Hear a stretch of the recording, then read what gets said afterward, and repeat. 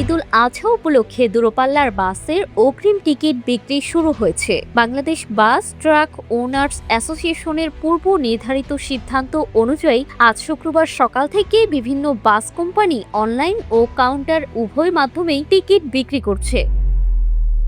জানা গেছে এবার ২১শে মে থেকেই ঈদের আগ পর্যন্ত যাত্রার জন্য অগ্রিম টিকিট বিক্রি করা হচ্ছে।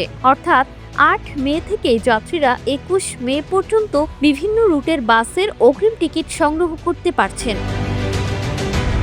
অগ্রিম টিকিট বিক্রি প্রসঙ্গে শ্যামলী এন.আর. ট্রাভেলস জেনারেল ম্যানেজার জীবন চক্রবর্তী জানান, শুক্রবার সকাল থেকেই তাদের সব টিকিট বিক্রি শুরু হয়েছে। অনলাইনের পাশাপাশি কাউন্টার থেকেও টিকিট বিক্রি চলছে। তিনি বলেন, যাত্রীদের মধ্যে সবচেয়ে বেশি চাহিদা দেখা যাচ্ছে ২৪ মে রাতের, ২৫ মে সারাদিনের এবং ২৬ মে সকালের টিকিট।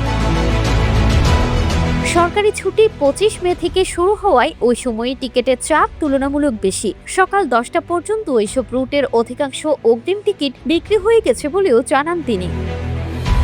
এদিকে Bangladesh bus truck owners association জানিয়েছে, ভিআরটিএ নির্ধারিত ভাড়ার বাইরে অতিরিক্ত ভাড়া নেওয়ার সুযোগ নেই। অনলাইন প্ল্যাটফর্মেও একই ভাড়া কার্যকর হবে। পাশাপাশি প্রতিটি কাউন্টারে বিআরটিএ অনুমোদিত ভাড়া চার্ট টাঙানো বাধ্যতামূলক করা হবে। Desk report, timeline.